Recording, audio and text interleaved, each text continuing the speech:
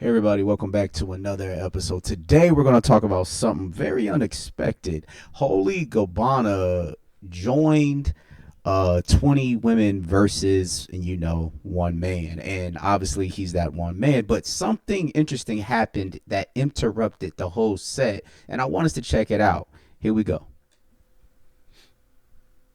Feel that. I feel that. I can't do that, bro. Nah, for sure, man. You gotta stand on business, man. Anytime you open the door to compromise, you're gonna fall. Mm-hmm. I'm not trying to fall, bro. The whole world already seen me fail. Yeah. I ain't letting that happen. You ain't trying to go back. No. Now, this is the thing. If you don't know Holy Gabbana's testimony, and I've seen it firsthand, before that, this dude was a certified crash out. I mean, I watched this dude high as a kite, barely hanging on to life in the middle of public. I've watched videos of this dude. He used to be the actual poster boy for young niggas. YNs. It is a fact. And from watching him and then one day he goes on he turns on his camera and he begins to talk about how God has shown himself to him. And people didn't believe it. And then I was intrigued. I started following this dude. And next thing you know, this dude genuinely gave his life to Christ.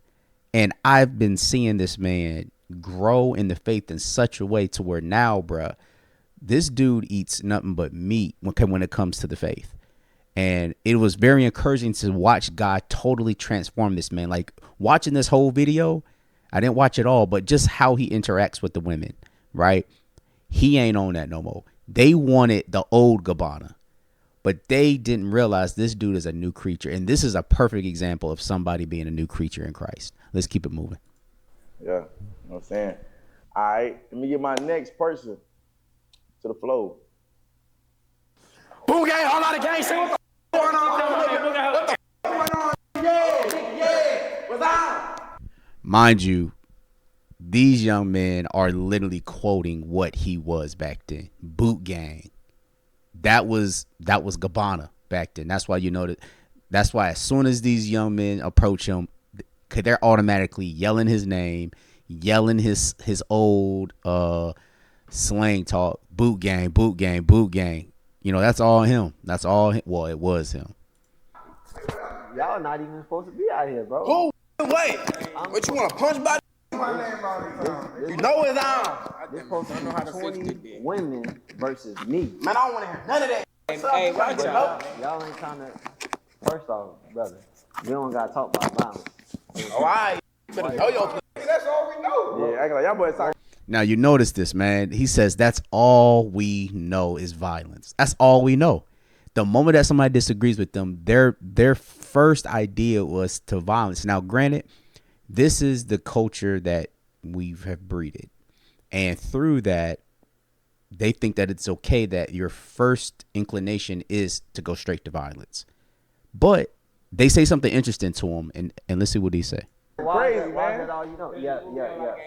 Real sunny side, baby. You know what's going on. All right, so check this out. Y'all ready to crash out, but y'all screaming my name, though. That ain't men. Bruh. Is he lying? Nah, bruh. He ain't lying. But again, these are young men who are probably maybe 18, maybe. And this is clearly an example of adolescence, right? Gabbana is a mature man. So that's why he said what he said. He was like, you trying to resort for violence and you trying to crash out on me, but you yelling my name, though. You screaming my name. You chanting my name. Yo, that ain't men. He's trying to call out something out of them. Let's watch what happens. Y'all screaming another man name?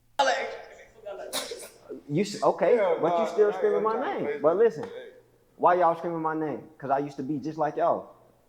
Yeah, so let's tone it down, bro. You know what I'm saying? First off, no, it ain't none of that. You did used to be on that high. Yeah, but y'all ain't got to be on that, though. First off, I don't even know what y'all doing here. What is the kid? Now, okay, you hear that dude in the far left, the top with the with the locks. He says, "Bro, you used to be on that high S, right? Yo, it's too late for all this stuff you're saying now." What he's trying to say is, "Hey, bro, because you were something, you have no right to tell me what is right and wrong." That is very immature thinking. But in actuality, this is somebody who was you, who've been in that same situation and telling you, let's not go down that path because there's nothing for you but death. So in actuality, this is the best person to tell you. Is somebody who's been there, done that, and got delivered from that. Yeah. What is security at? I ain't got they right behind you, man. They ain't gonna do nothing to you. You know what I'm saying? I called the boys. Okay, I'm just saying. Security ain't saving shit. No, I ain't worried about none of that. I don't know where y'all came from. I don't know why y'all got this animosity. Why y'all talking about violence? I ain't even know none of that. If anything, shoot, we could pray it up. We could, I could, after we do this, if y'all really want some promotion or talk about anything, bro, I could give y'all some game. All right, then say a prayer then. Say a prayer. Say a prayer. Yeah, but I want to talk now. Now I want to talk. I don't even want to pray. I want to talk first. You want to talk it out? You know what I'm saying? Come on. What you got to say then? Why y'all interrupting my set? Cause, like, you know what I'm saying? Like, we really on that shit, though. Like, the shit that you used to inspire us, you know what I'm saying? Like, you was really the first young nigga. You did. Really, you know what I'm saying? Like, you really inspired us to really rob and steal and kill. But check this out. And you see what that is, right? Like, he clearly just said that. And this is what I was saying. He said, bruh, we really just doing what you did. You inspired us. You inspired us to rob, kill, steal. He literally said that with a smirk on his face, right? And it's interesting because I can only imagine what that feels like, coming from somebody who is truly redeemed and who God has delivered mentally and spiritually. And you look back and you see the destruction that your lifestyle caused, right? Even though you're a new creature, you are still left with the residual effects of your actions when you are dead, right? And you see this and you're like, dang, bruh. Even though I'm totally a new creature, I'm still having to go back and try to put and aid the damage that I've done. And sometimes I think about Paul, and Paul, even after he got converted, sometimes he couldn't hide from his past. That's why when he showed up to gatherings, people were hesitant because guess what? He persecuted them. So he was always reminded a lot of the times. I don't know how long that was, but still, during that period, he was always reminded of who he was. Right. And but at the same time, I'm pretty sure he understood why they acted what they acted. And the same with Gabbana. Like, bruh, like he's always reminded about who he was because, mind you, he was he is a famous person, and he was famous for being considered like the first YN. They said it. Let's keep going. You know what influenced my change? Because every time I went behind bars, I had men coming to me and saying they in jail for something I was influencing. So it made me feel bad as a man that I'm like, I'm influencing the people. Like, this is real stuff, bro. I'm not capping. Every time I went to jail, bro, people was behind bars saying that they was in jail doing time for trying to do something that I was doing. I thought you was running off though. Like, Bro, y'all know like it's like two ways to this, you know what I'm saying? Like jail or, you know what I'm saying? So it's like, y'all really gotta listen when he's telling you that. Like he was really doing that. And then it ain't cap. You seen what I've been from. So I understand y'all trying to get on, y'all trying to make a name for yourself, but it's a better way to do this. You know what I'm saying? It's a better way. No, we could pray. Say a prayer for me. But dang, can I get an apology or something? Like, I apologize. My fault. I respect that. See, listen. See, y'all two ain't said. Listen. That takes a man. Scared to apologize. You know what I'm saying? No, I can't apologize after that prayer. Oh, my mama. Well, bro. See, he a leader. Because y'all saying y'all can, that's pride. But you know what God say? The God who created y'all, the God who put breath in your body, he said he turned away from the pride and he give grace to the humble. You just showed humility by apologizing. You just stood up. That took a man. to do that. Now check this, and this is the most powerful part that I want us to see here. The moment that he was able to diffuse the energy and bring it back down to a healthy temperature, and at the end of it all, he was like, yeah, I'll pray with them. And he says, but hey, man, can I get an apology?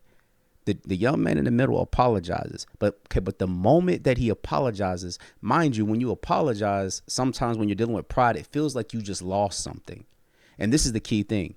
The moment that he apologized, and he probably felt like he lost something there, but that's humility, because he's not used to being humble. Because guess what? In the environments that he's in, being humble will get you hurt or get you played. But Gabbana took something that he thought that he lost and put something back into him, and which was life. He spoke right back into this young man. And he said, hey, bruh, that took humility. That's a real man. You, man, let me know who's the real leader of the group. And then watch this young man's posture. His posture is no longer slunched over or hunched over.